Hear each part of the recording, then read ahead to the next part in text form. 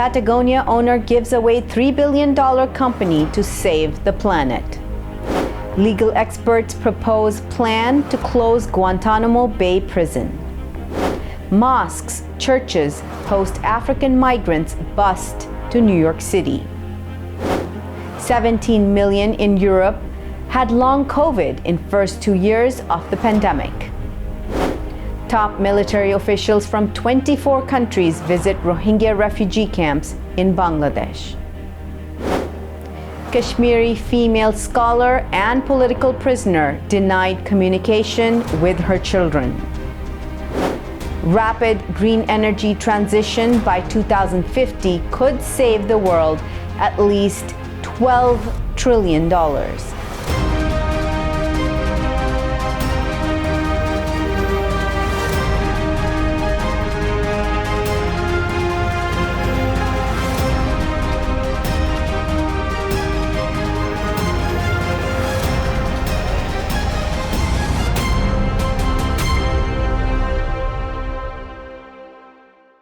From Washington, D.C., this is the Muslim News on Muslim Network TV. Assalamu alaikum, I'm Hena Zuberi. Our top story tonight: Patagonia founder and billionaire Shakoor, his wife Melinda, and his children Fletcher and Claire have given away the company, which is valued at $3 billion. It will now be owned by a collective that will use all profits not reinvested into the business to fight climate change.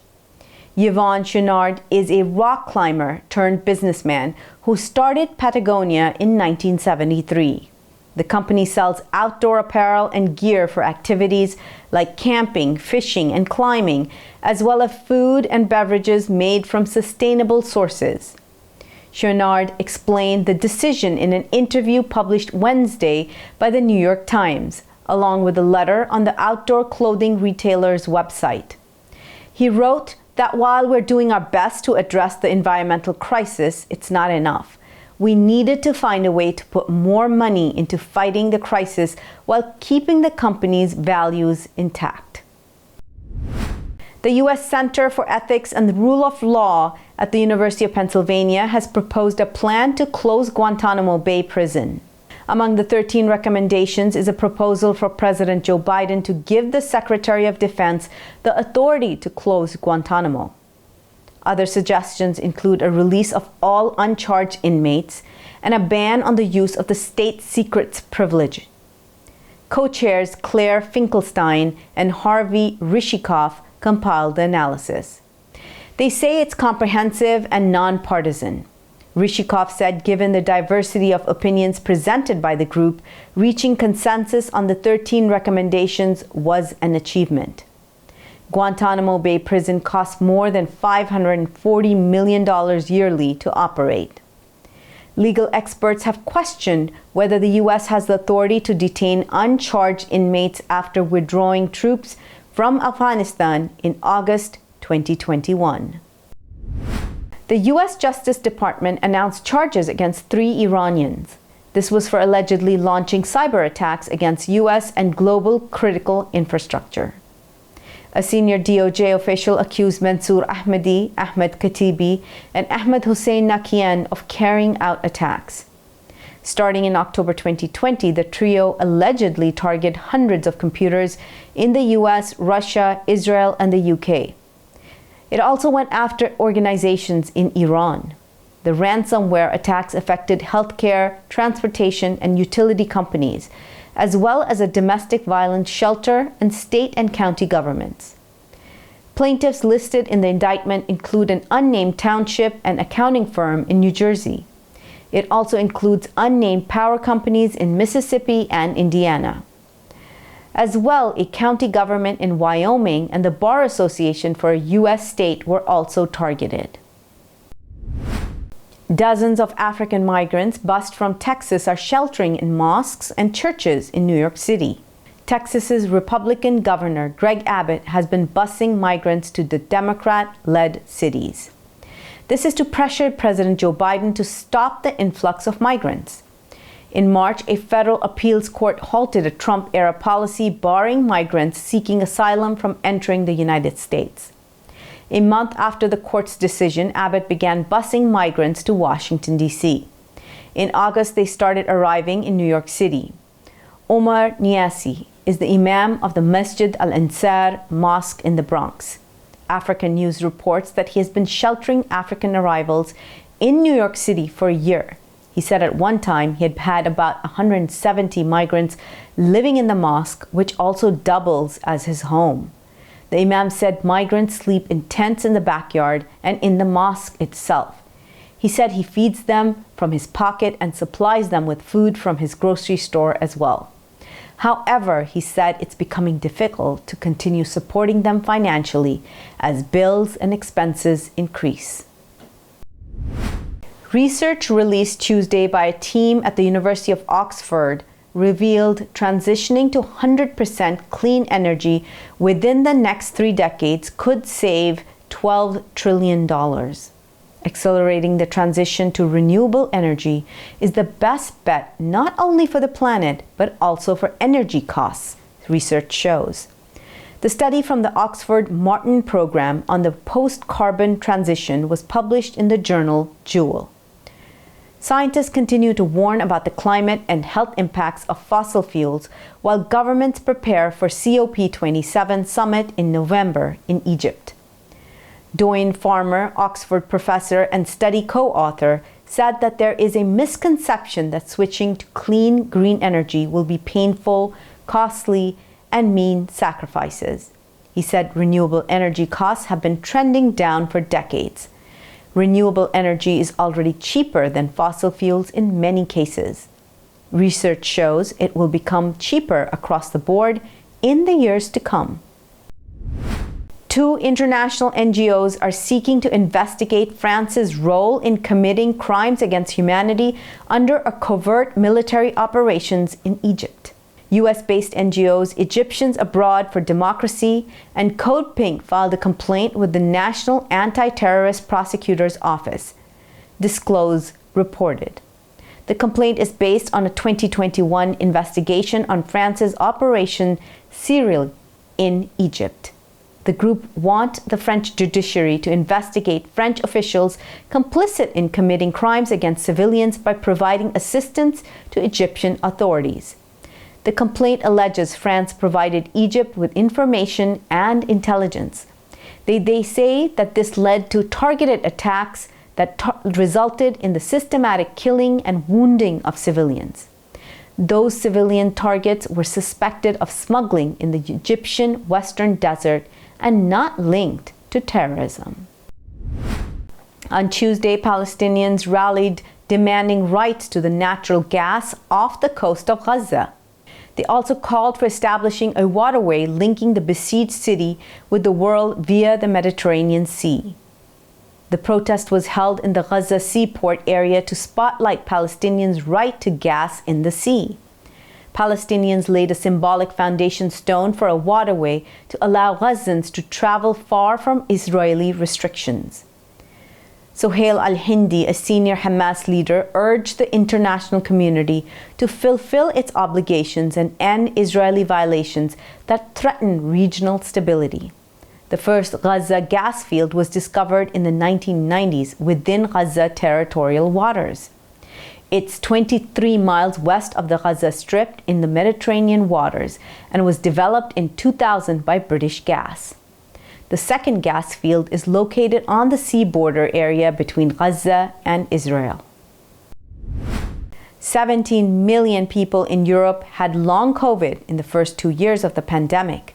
Details come after the break. Stay tuned and we'll be right back after these messages.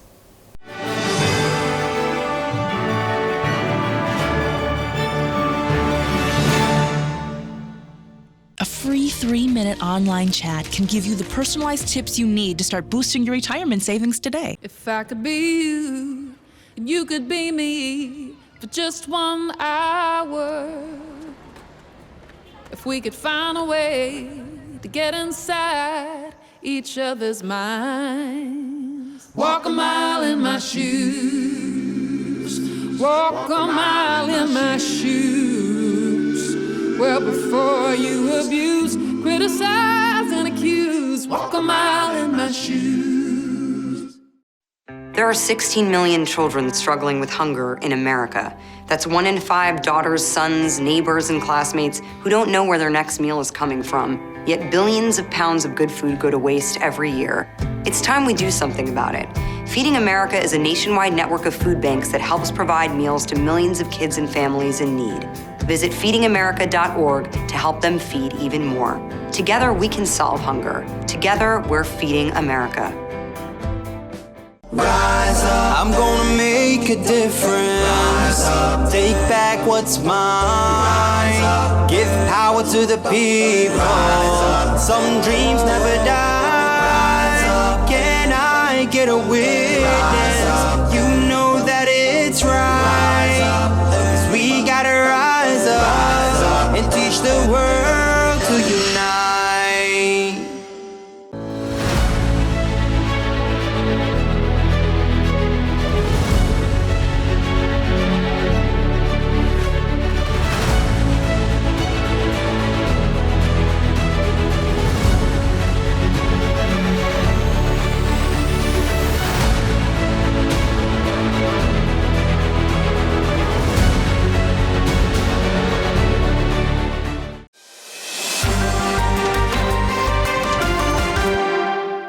Welcome back.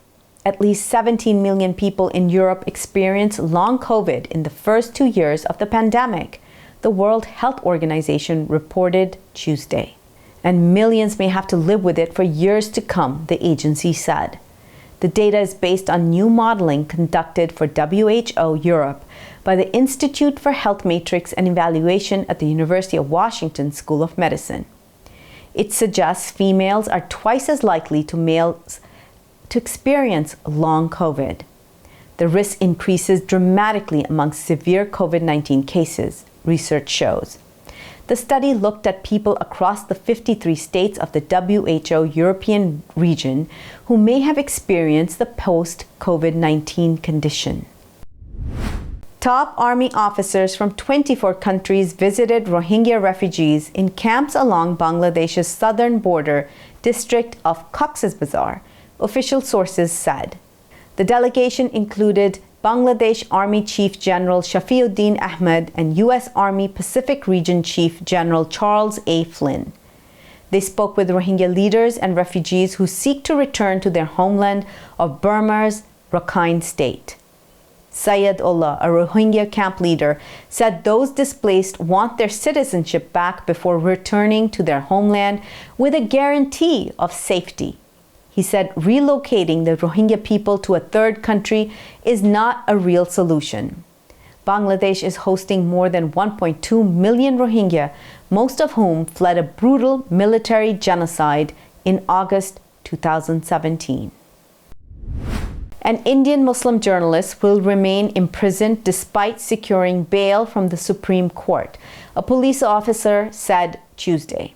Siddique Kapan has spent nearly 2 years in jail on charges of conspiring to start riots.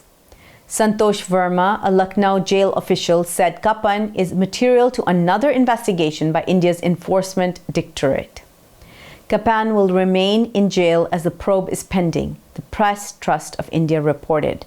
His wife, Rehanat Kapan, told Anadolu agency his legal team is confident he will be freed soon. They expect Kapan will be granted bail when the case is heard on September the 19th. Family members of incarcerated Kashmiri resistance leader Sheikha Asiya Andrabi, who is a Muslim scholar, told Muslim Network TV the 60-year-old mother of 2 is not being allowed to communicate with her children. Previously, Andrabi was allowed to call them once a month for 5 to 10 minutes. But now jail authorities have denied her the privilege. They rejected her application demanding restoration of communication with her family. The Danish Commission for the Forgotten Women's Struggle has recommended the country's government ban hijabs for elementary school students. The commission was set up by Denmark's ruling Social Democratic Party. Its August 24 proposal is one of 9 recommendations aiming at preventing what it calls honor-related social control of girls from minority backgrounds. On other recommendations propose providing Danish language courses, promoting modern child upbringing practices in ethnic minority families, and strengthening sexual education in elementary schools. 15-year-old Huda Makai Asgar would be forced to take off her headscarf if the ban is implemented. The 9th grader has been wearing hijab for 2 years. She said she grew up knowing Denmark has freedom of religion and feels a hijab ban would violate Muslim girls' rights. Coming up next after the break is our in-depth analysis segment on the floods in Pakistan.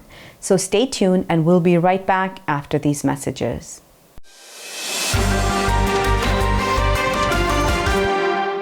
If I could be you, and you could be me for just 1 hour, walk a mile in my shoes, walk a mile in my shoes.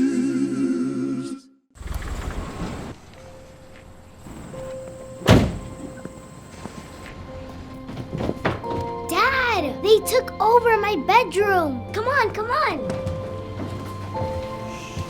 Okay, Dad. 1, 2, 3.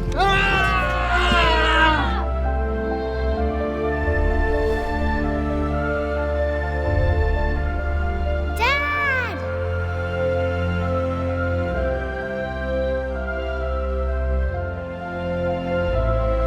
You saved me. Dad? Are you okay? I'm fine, dear.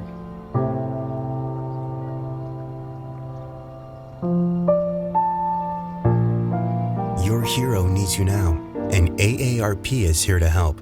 Find the care guides you need at aarp.org/caregiving. Billboards are popping up all over the country with an... Our neighbors don't realize that Muslims are absolutely opposed to ISIS. Salam. My name is Abdul Malik Mujahid. I'm an imam in Chicago. 16 shots! No peace! No justice! No peace! So how do we bring up the energy which can really have an impact on the world? You need to build bridges of understanding among people, and we need to have America moving forward. That lesson learned have brought the strength of humanity to America, which is the diversity. Mujahid Talks, only on Muslim Network TV. Faithfully connected.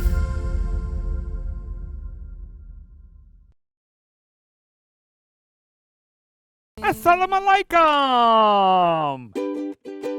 I love Adam's World because it makes me learn in a fun way. That Adam has a green face and orange hair. I like this song. I like how Adam sings. I like Adam's World because it makes me happy.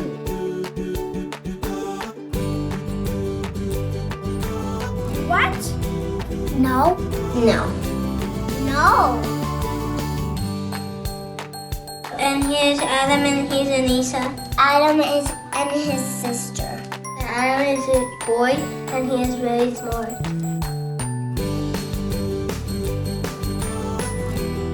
Download the new Adam's World app at adamsworldapp.com and let's help tomorrow's Muslims today.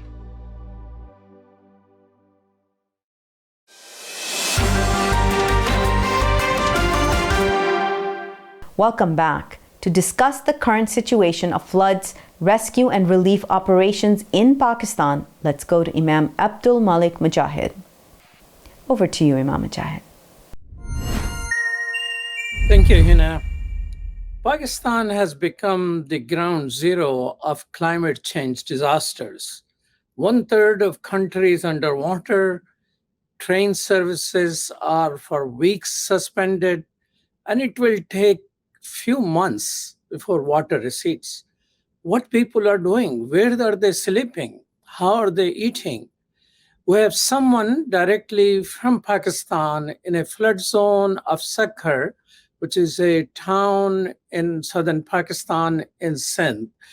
Abdus Shakoor is the president of Al Khidmat Foundation Pakistan, an organization which is hailed by almost all the media in the world for being on the forefront of flood relief program.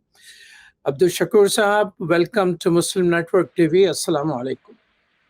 Walaikum assalam, rahmatullah, and it's an honor for me to be with you this night. Here in Pakistan is night. I'm sure that it's day there in Chicago. What is the current situation of flood in Pakistan?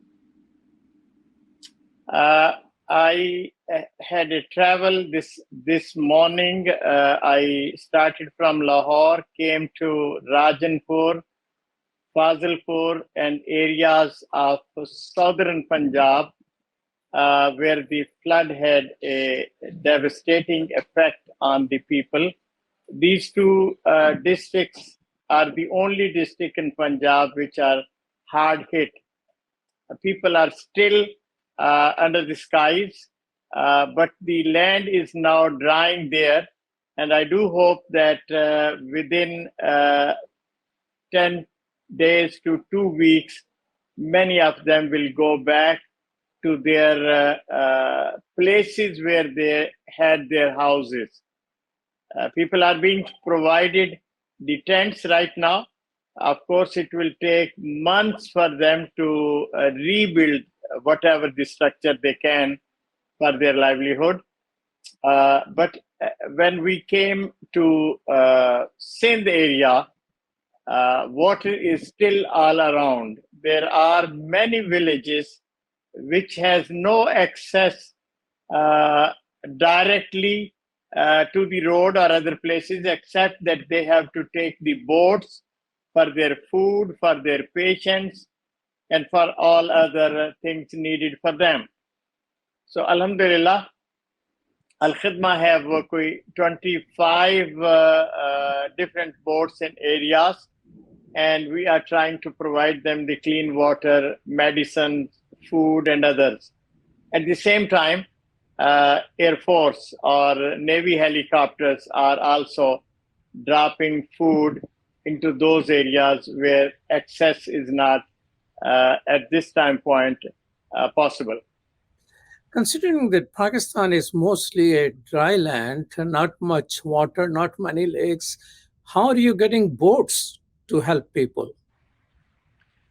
Well, fortunately, in the flood of 2010, we bought some boats. At that time point, we were not having anything in imagination that this will be used in Pakistan after almost 12 years.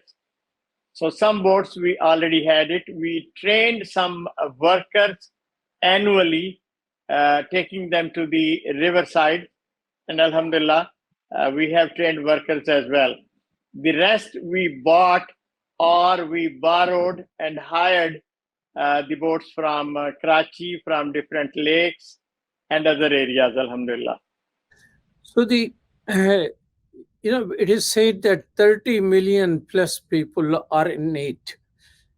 With extraordinary work done by your organization and other government services, what percentage of population all these efforts have been able to reach? Are they being able to help all these 30 million people? No, it's not easy to say that we have or any other organization and government has reached too many people. My guess is with all those efforts, 60% or little higher, maybe 70% people are now in contact, but there are other places where the only contact is food dropping to their places, and still they are not accessible.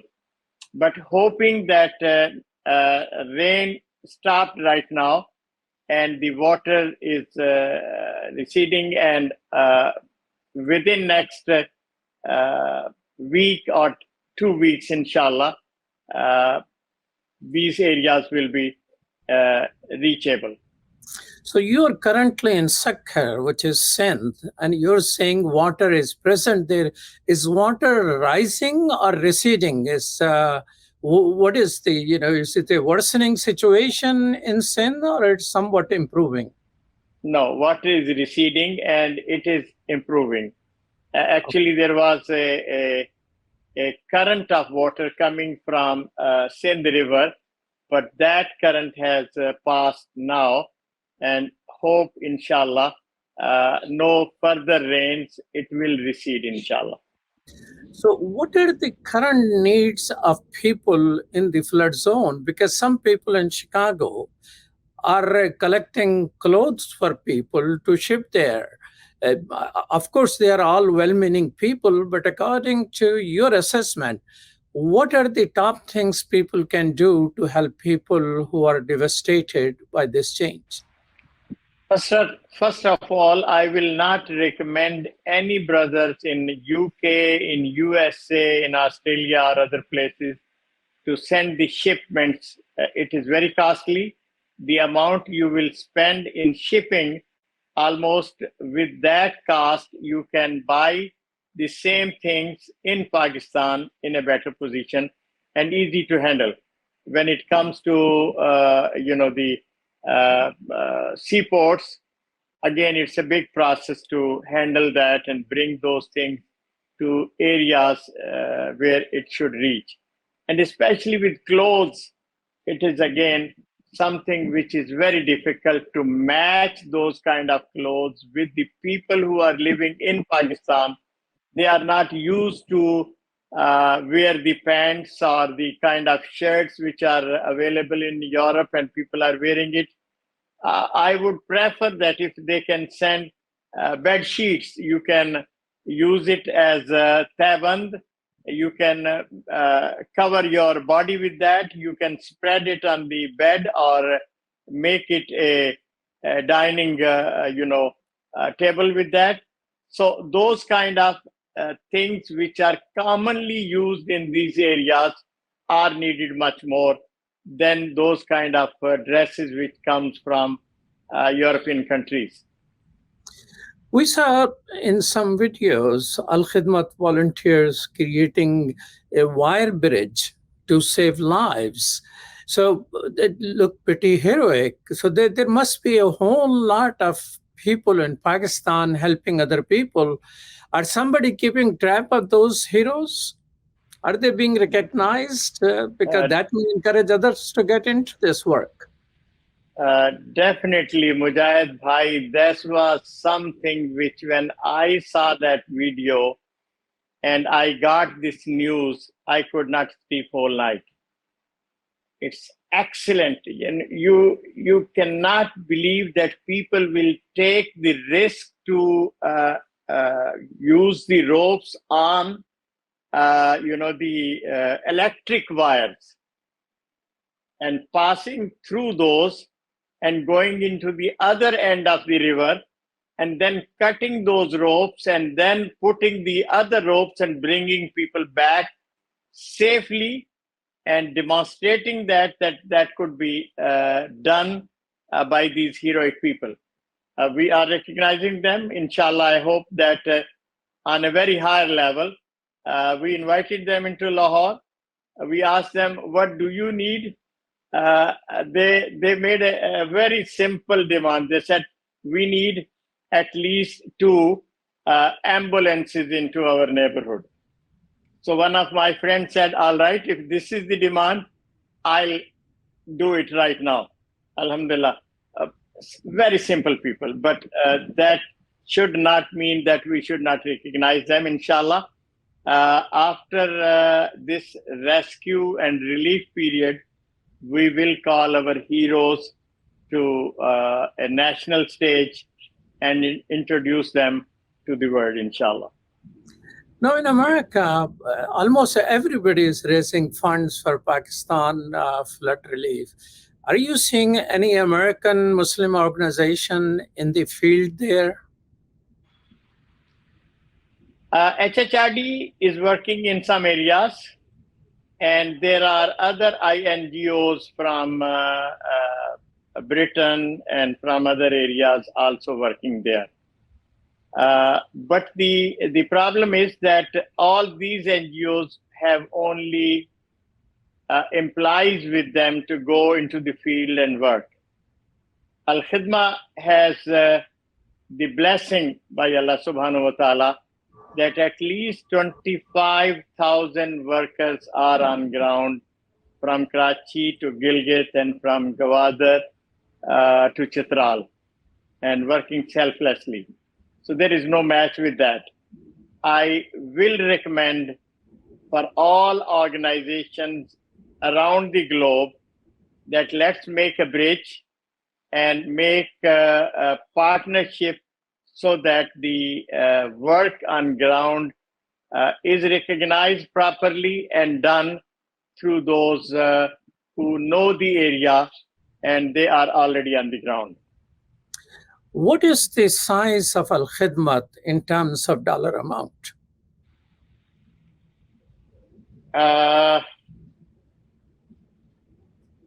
A difficult question right now because the amount coming to us mostly is in pipeline. So I cannot give you the exact amount, but whatever we have received right now, if I'm talking on that, it's in rupees more than 6 billion rupees. But I do hope that a big amount is still on the way. You know, the Pakistani banking process is a bit difficult and it takes a little longer to, even if somebody has told us that they have already processed that, it takes a few weeks to reach into Pakistani banks. So Al-Khidmat has about 25,000 volunteers. What is its annual budget? In normal days, our annual budget is almost 10 billion Pakistani rupees. Well, 10 years ago, flood happened, 10, 12 years ago, now it happened again. Are there any plans for the long-term consideration of how Pakistan should be better prepared for the climate change-oriented disaster? Because Pakistan has the largest number of glaciers outside the polar zones, and heat is melting them, and monsoon is becoming monster monsoons. So what are the future plans? Are there any considerations? Unfortunately, of course, this is something which NGOs are not in a position to do the planning. We are there to fill the gaps, whatever the planning government is making. So whenever some disaster comes in, we have to enter into that to save our people. But the long-term planning depends on the governments. Unfortunately, we did not have stable governments. Our governments fighting with each other since last almost 10 years. Right now, even the central government and provincial government have no coordination among themselves. The NDMA and the PDMA are not aligned together. We had a meeting with them about 10 days ago with the promise that they will invite all NGOs on a platform and making a coordinated effort into Sindh and Punjab areas. But after that one meeting, there is no second call coming from them. So it's a situation which is sad, but normally I don't want to go into bad news. What I would like to see is that the people working on the ground, alhamdulillah, are doing excellent jobs. After this period of relief, inshallah, we will have a much better coordination among different organizations. I know there are organizations who want to develop low housing, low cost housing into Sindh and other areas. I just saw an ad from the government that they also want to involve NGOs into that because their structure probably will take longer time to give the relief to people. I hope they will be doing that with the partnership of different kind of experts and NGOs. And within us, we had a meeting with at least 4 different other organizations to pick and choose the area of their expertise. Say a group is in construction, another can go to the farmers and provide them the seed and the fertilizer. Another group can provide the farmers with the cattle and buffaloes and goats and things like that, so that they can have their living restarted and things like that, inshallah. And I hope that we will be in a position to make a better coordination in coming days. Well, thank you so much, Abdus Shakoor, for your time. Assalamu alaikum. Wa alaikum assalam, rahmatullah. Say my salam to all brothers. Abdus Shakoor is Pakistani American who is leading Al Khidmat Foundation, whose name is being recognized around the globe for being the #1 nonprofit organization which is helping people in the flood zone. Back to you, Hena. Thank you so much, Imam Mujahid, for letting us know about the work of Khidmat Foundation. That's all from our Washington studios tonight. Thank you for tuning in. You can find previous episodes and more on our YouTube or Facebook.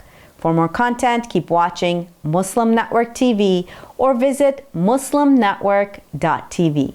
Assalamu alaikum and good night.